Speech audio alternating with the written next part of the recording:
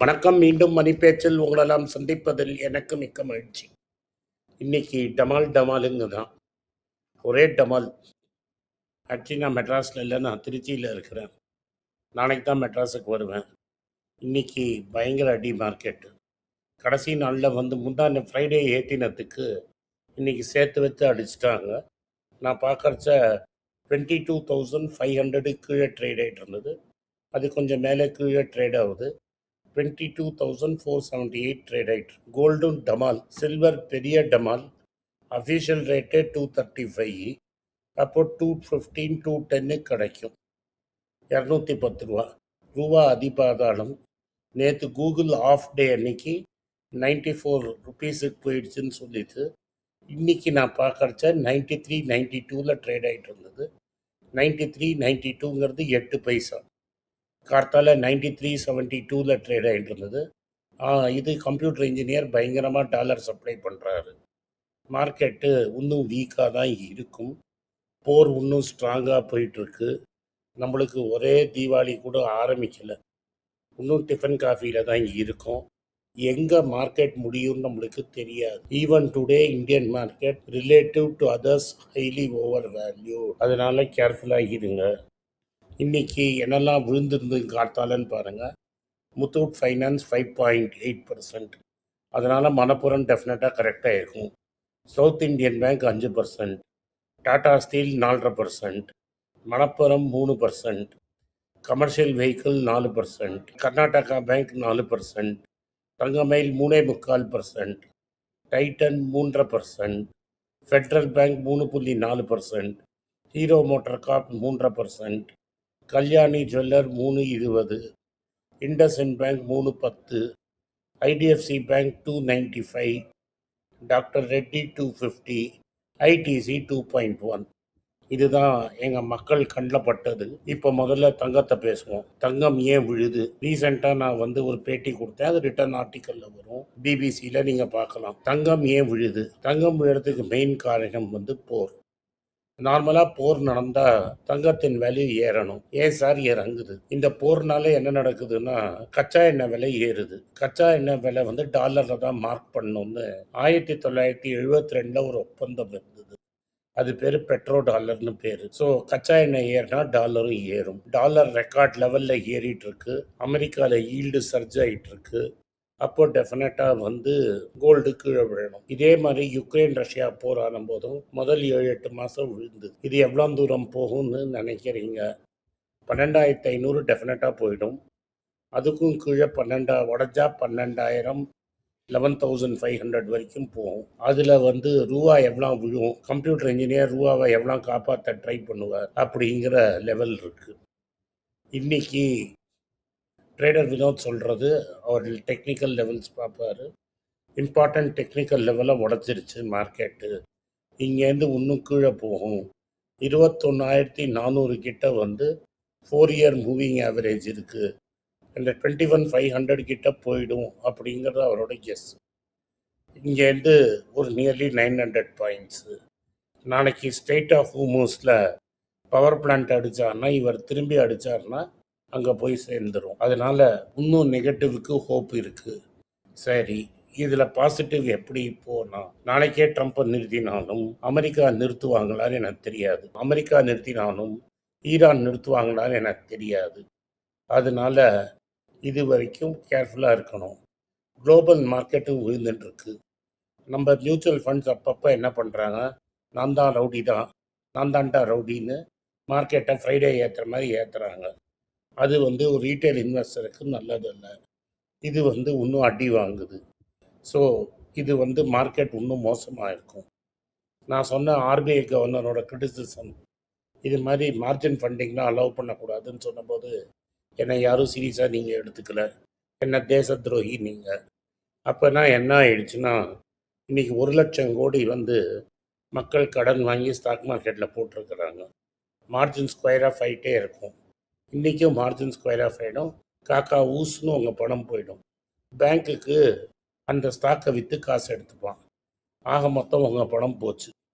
இதனால தான் ஐபிஓ ஃபண்டிங்கையும் இந்த ஃபண்டிங்கையும் நான் எதிர்த்தேன். இல்லை அப்படின்னு நீங்கள் சொன்னீங்க. இந்தியன் ரிஃபைனர்ஸ் என்ன பண்ணுறாங்கன்னா, அமெரிக்கா ஆயிலுக்கு வெய்வர் கொடுத்ததுனால நாங்கள் ஈரானியன் ஆயில் வாங்கலாமா அப்படின்னு பார்க்குறீங்க. அந்த ஆயிலும் $112க்கு மேலே தான். உங்களுக்கு வந்து இந்த இந்தியா பேஸ்கெட்டுங்கிறது 147 148 இருக்குது. அதனால் பெரிய ரிலீஃப் கிடைக்காது. இண்டஸ்ட்ரியல் டீசலோட விலையை 15-20 ரூபாய்க்கு ஏற்றிட்டாங்க. எல்லா பெட்ரோகெமிக்கல் ப்ராடக்ட் விலையும் ஏறிடுச்சு. பாம் ஆயில் விலை ஏறிடுச்சு. ப்ரீமியம் பெட்ரோல் விலை ஏறிடுச்சு. 1ஆம் தேதி வரைக்கும் இந்த பேலன்ஸ் ஷீட்டை மெயின்டைன் பண்ண பார்க்காம கவர்மெண்ட்டு 1ஆம் தேதிக்கு அப்புறம் எய்தர் இதை கட் பண்ணணும், எக்ஸைஸ் டியூட்டி அண்ட் ஃபியூவல் டாரிஃபை கட் பண்ணி ப்ரைஸை மெயின்டைன் பண்ணுறாங்களா, இல்லை விலைவாசியை ஏற்றி விட்றாங்களாங்கிறது தான் நம்ம பார்க்க வேண்டியது. மோஸ்ட் லைக்லி விலைவாசியை ஏற்றி விடுவாங்கன்னு பெரிய எக்ஸ்பர்ட்ஸ்லாம் சொல்கிறாங்க. ஏன்னா டேக்ஸை கட் பண்ணால் கவர்மெண்ட்டோட ஃபண்டு பேலன்ஸ் ஆகாதுங்கிறாங்க. இப்போ நான் சொன்னதை விட்டுட்டு ஆக்டிவ் மியூச்சுவல் ஃபண்ட்ஸ் எல்லாம் பொத்துன்னு விழுந்துருச்சு, மார்க்கெட்டோட கம்பேர் பண்ணும்போது இன்னும் ஃபாஸ்ட்டாக விழுந்துருக்குது, இது டைமிங் ஆஃப் தி மார்க்கெட்டில் ப்ராப்ளம் அப்படின்னு பல எக்ஸ்பர்ட் சொல்கிறாங்க. உங்களுக்கு நான் எப்போதும் என்ன சொல்லுவேன், ஆக்டிவ் மியூச்சுவல் ஃபண்ட் பக்கம் போகாதீங்க. 1-2 தான் விதி விலக்கு. நம்மளால் எது விதி விலக்குன்னு தெரியாது, அதனால இது பக்கம் போகாதீங்கன்னு சொன்னேன். எனிவே நீங்கள் போயிருப்பீங்க. இன்றைக்கி அட்வைஸு, அதில் 2 லட்ச ரூபாய்க்கு மேலே உங்கள்கிட்ட பணம் இருந்தால் இன்றைக்கே பார்க்காம அதுலேருந்து வெளில எடுத்துருங்க. ஏன்னா பணத்தை வெளில எடுத்துட்டிங்கன்னா உங்களுக்கு சேஃப்டி, அதை தூக்கி பாண்டில் போட்டுக்கங்க. நம்மளோட கேல்குலேஷன் எப்படி ஒர்க் அவுட் ஆச்சுன்னு பாருங்கள். 3 வருஷத்துக்கு முன்னாடி ₹80 இருந்தது. அப்போ தான் இந்த லெவலுக்கு மார்க்கெட் இருந்தது. ஜான்வரி 2024 ₹82 இருந்தது.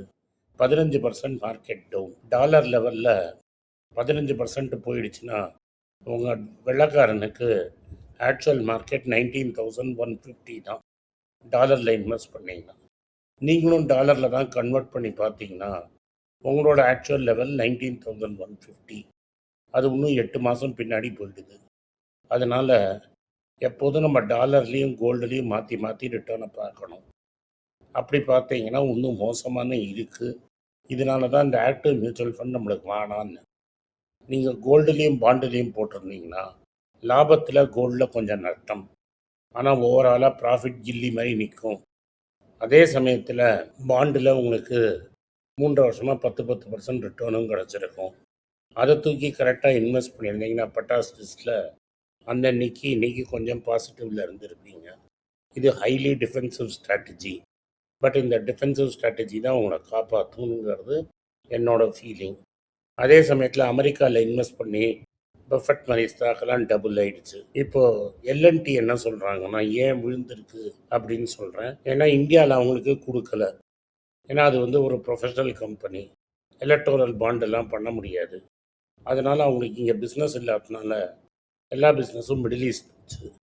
மிடில் ஈஸ்டில் வார் நடக்கிறதுனால அவங்க பிஸ்னஸ் அடிபட்டிருக்கு. அதனால அவங்க வந்து ப்ரெஷரில் இருக்காங்க.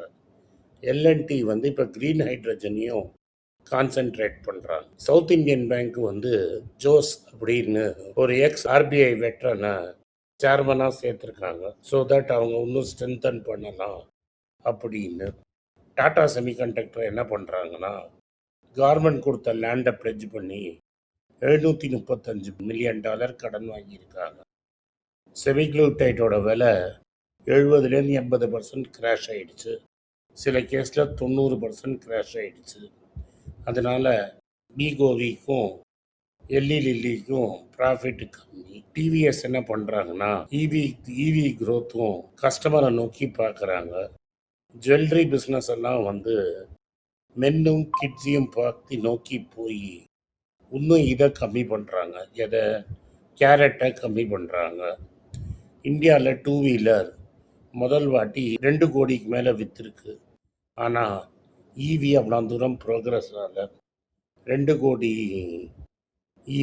ஸ்கூட்டர்கள் விற்றுருக்கு. இந்துஸ்தான் யூனிலிவர் என்ன சொல்கிறாங்கன்னா நாங்கள் வந்து குளோபலி என்ன நடக்கிறதுன்னு எங்களுக்கு தெரியாது, இந்தியாவில் நாங்கள் வந்து தனியாக பிரிக்கலை ஃபுட்டை அப்படின்னு சொல்கிறாங்க.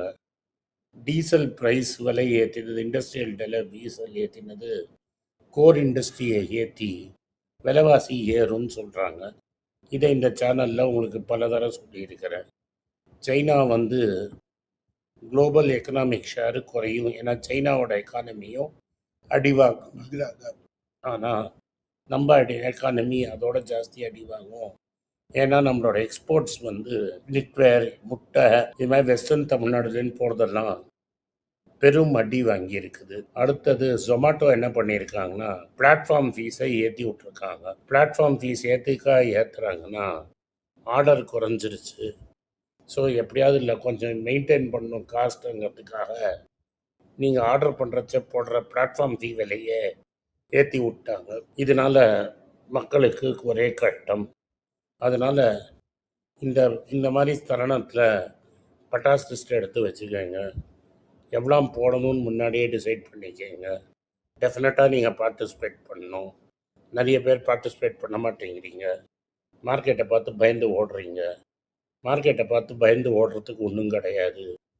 பார்த்து ஒரு டிஃபன் காஃபி ரேஞ்சில் கன்சிடர் பண்ணிகிட்டே இருக்கணும். நான் கன்சிடர் பண்ணுறேன், நீங்கள் கன்சிடர் பண்ணுறீங்களா? மார்க்கெட்டில் கன்சிடர் பண்ணுற டைம் இதுதான்.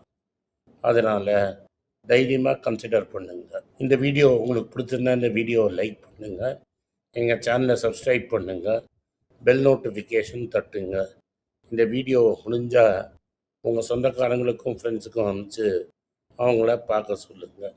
நன்றி, வணக்கம். எல்லாருக்கும் வணக்கம். குழந்தைங்களுக்காக ஃபைனான்ஷியல் லிட்ரஸி, மணி ஃபார் நத்திங்னு 2வது பார்ட்டு. அண்ட் இதில் வந்து செக் எழுதுறது எப்படி, டெபாசிட் எழுதுறது எப்படி, பணம் எப்படி வந்தது, பார்ட்டர்லேருந்து டிமானிட்டைசேஷன் வரைக்கும் எல்லாத்தையும் கவர் பண்ணியிருக்கோம். உங்கள் குழந்தைங்க அப் டு ஏஜ் 10, 12க்கு ரொம்ப யூஸ்ஃபுல்லாக இருக்கும். இந்த புக் இப்போதைக்கு ஒரு ஸ்பெஷல் ப்ரைஸில் 450 ரூபாய்க்கு கொடுக்குறோம். இதை யூஸ் பண்ணிக்கோங்க. நன்றி, வணக்கம். moneypage.com வெப்சைட்டை சப்ஸ்கிரைப் பண்ணுங்கள். ஒரு வாரத்துக்கு 4 ப்ரீமியம் ஆர்டிக்கலும் ஃப்ரீ ஆர்டிகல்ஸ் ஒரு 10லேருந்து 15 நாங்கள் போடுறோம். இது சப்ஸ்கிரிப்ஷன் ஒரு மாதத்துக்கு 99 ரூபா தான். இங்கே சொல்கிற கான்செப்ட்ஸை கிரேட்டாக எக்ஸ்பேண்ட் பண்ணி போடுறோம். நீங்கள் படித்தீங்கன்னா உங்களுக்கு யூஸ்ஃபுல்லாக இருக்கும். நன்றி, வணக்கம். வணக்கம்.